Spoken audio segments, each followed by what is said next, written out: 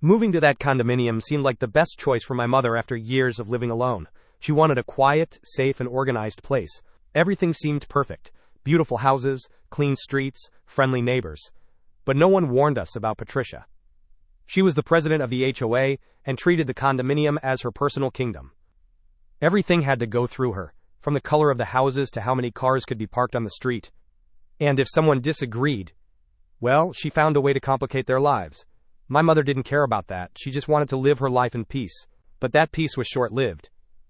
It all started when the HOA decided to lock the condominium's emergency gates.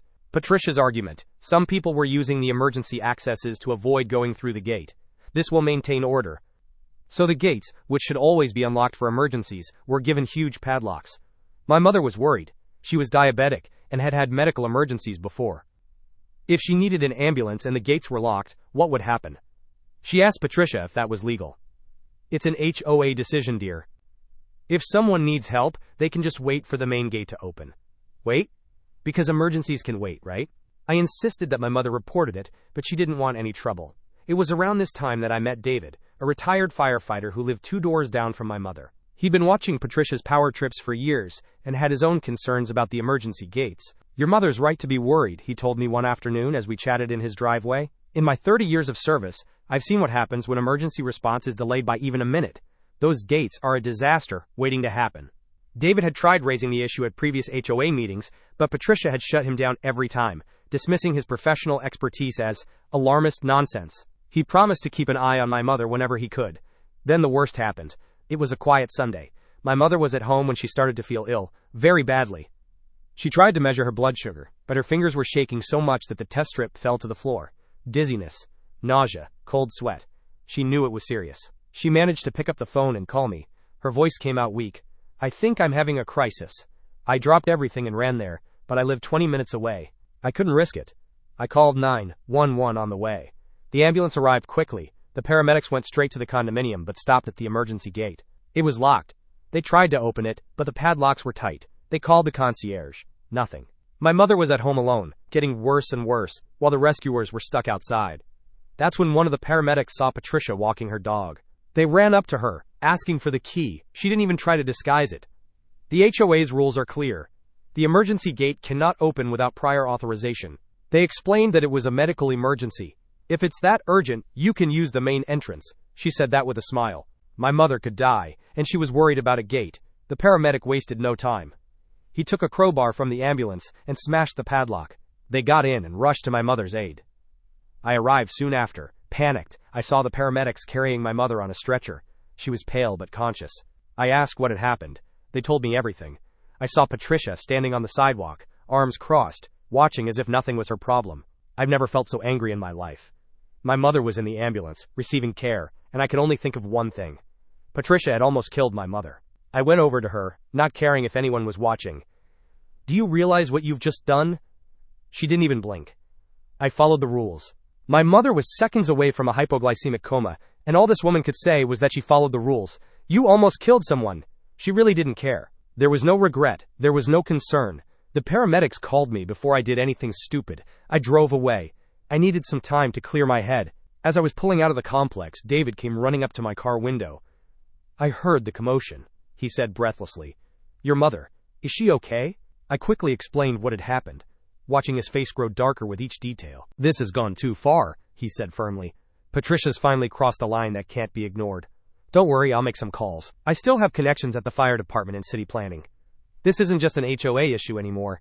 It's public safety. At the hospital, my mother received the right care and managed to stabilize herself. The doctor said that if the paramedics had taken any longer, she would have gone into shock. If it had been up to Patricia, she would have died. While my mother slept, I started planning. I wasn't going to let it go. Patricia had to pay. My mom was still in the hospital when I decided I was going to take down Patricia and her damn HOA. She almost killed my mother out of sheer arrogance. Now I was going to make sure she never had power over anything again. The first thing I did was gather evidence. I talked to the paramedics who attended to my mother. They were all furious about what had happened, and agreed to write formal statements about the blocking of the emergency gate. I also went to the hospital and asked for a detailed medical report on my mother's condition when she got there. She was in critical condition. If the ambulance had taken another 5 minutes, it might have been too late. Then I started asking the neighbors if they had ever had problems with Patricia. It was like opening a dam. I found out Patricia had already found a family because the children played too loudly in the yard. She prevented an elderly man from installing a ramp for his wheelchair because it didn't fit in with the aesthetics of the neighborhood. She had a resident's car towed away just because he parked an inch outside the garage line. People hated Patricia, they just didn't do anything because they were afraid. But I wasn't afraid. I had proof, and Patricia had no idea what was coming. David proved to be an invaluable ally. He came by the hospital that evening with a thick folder of documentation. I've been keeping records for years, he explained, spreading papers across the small table in my mother's room. Incident reports, photos of safety violations, copies of unreasonable fines. I could never get anyone to listen before, but now. He had already contacted former colleagues at the fire marshal's office, who were extremely interested in the locked emergency gates. He had also compiled a list of residents who had faced Patricia's wrath and might be willing to speak up. It's time people stop being afraid of that woman, he said, his jaw set with determination. If Patricia almost killed my mother out of pure ego, then I was going to make sure that her ego was destroyed in front of everyone. With all the evidence in hand, my first action was to go to the city council. I went straight to the department, responsible for condominium security, and explained everything. The police officer who attended to me read the paramedics' report, and his eyes went wide. Did they really lock an emergency gate? Yes, and it almost cost my mother her life. He wrote everything down and assured me that they would do an investigation, but I wasn't going to wait for bureaucracy. I needed something faster, something that would make the woman feel what she had done. So I decided to expose her publicly. I started sending emails and messages to all the neighbors, telling the full story. I made a point of detailing how Patricia stopped the paramedics from entering, and how, if it hadn't been for brute force, my mother would have died. I posted the story on the neighborhood Facebook groups where everyone could comment. The reaction was explosive. People were furious. Comments started pouring in. She crossed the line. This is criminal. I always knew this woman was a tyrant. In less than 24 hours, the story was all over the neighborhood. But I didn't stop there. I contacted a local journalist. I sent him the documents, the reports, and the neighbors' testimonies. He was shocked and said he was going to publish the story in the town newspaper. And that's when Patricia started to freak out. She tried to hush up the case. She sent messages in the condominium group saying that it was all a misunderstanding. She said that people were exaggerating. She tried to play the victim, saying that they were trying to destroy her reputation, but nobody believed her. The following evening, the city's newspaper ran a story entitled, HOA Locks Emergency Gate and Nearly Causes Tragedy. President Refused to Help, with Patricia's picture, right in the middle. I had the pleasure of seeing her leave the house that morning and pick up the paper at the door. The look on her face when she read the headline. Priceless. But that wasn't the end of it. I wanted more. I wanted to see this Patricia fall, and it was about to happen. David organized a meeting at his house the night after the newspaper story broke. Nearly 30 residents showed up, crowding into his living room, many bringing additional documentation of Patricia's abuses. I've got the fire marshal coming tomorrow morning, David announced to the group.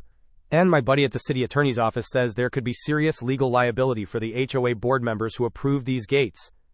The gathering quickly transformed from a venting session into an organized resistance. People volunteered to speak at the upcoming city council meeting. Others offered to help my mother with meals and transportation when she returned home. For the first time, the community was united against their common oppressor. Patricia always thought she was untouchable.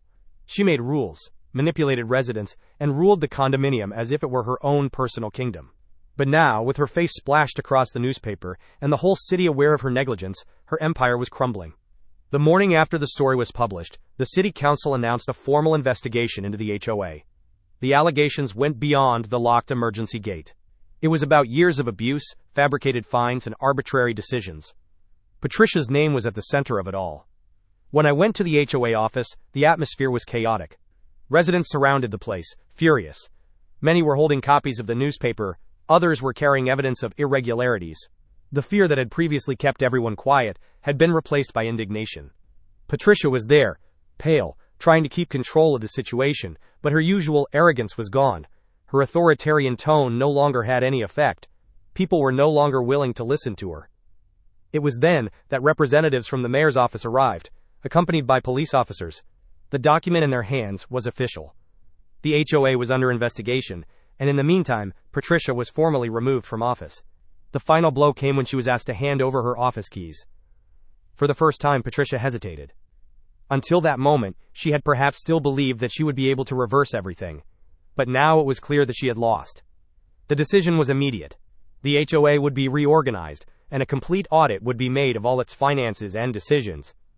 The condominium no longer belonged to Patricia. Her reign was over, but that still wasn't enough, because what came next would destroy any chance of her returning to power. David stood beside me throughout the confrontation, his presence adding weight to our cause. As a respected former firefighter, his testimony about the dangers of locked emergency exits carried significant authority. When Patricia tried to claim that the gates weren't really a safety issue, David stepped forward. "I've carried children out of burning buildings," he said loudly enough for everyone to hear. "I've watched people die because we couldn't reach them in time. What you did wasn't just against regulations, it was morally reprehensible."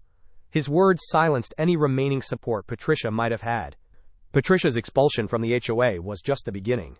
What followed was a thorough investigation into everything she had done while in power. The audit revealed that the HOA's finances were a disaster. There were unwarranted fees, missing money, and unexplained expenses. For years, Patricia had used the condominium's funds as if they were her personal safe. Most shocking was the discovery of payments to companies that didn't even exist. The city council did not ignore these irregularities. With all the evidence gathered, a formal case was opened against Patricia. The embezzlement, combined with the negligence at the emergency gate, meant that she faced serious charges.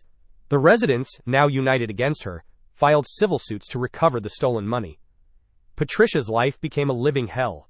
The woman who once ruled the condominium with an iron fist was now shunned by everyone, with no power, no support, and surrounded by lawsuits. She finally sold her house and left the neighborhood. But her name continued to be remembered, not as the leader she wanted to be, but as an example of arrogance and abuse of power. The condominium changed with Patricia gone. Excessive rules were removed. The emergency gates were unlocked, and a new council was formed, made up of real residents, not tyrants. At the first meeting of the new HOA board, David was unanimously elected as the safety advisor, a newly created position to ensure that residents' well-being would always take priority over rules and appearances. He took the role seriously, implementing monthly safety checks and establishing clear protocols for emergencies. "What happened to your mother will never happen again," he promised me. "Not in this community." My mother made a full recovery. She returned home and, for the first time in a long time, lived in peace. No fear of absurd fines, no oppressive rules, no risk of having her life endangered on a whim. Patricia's name disappeared from the condominium, but her story has become a lesson, and for me, a certainty. Nobody has the right to play with other people's lives and get away with it.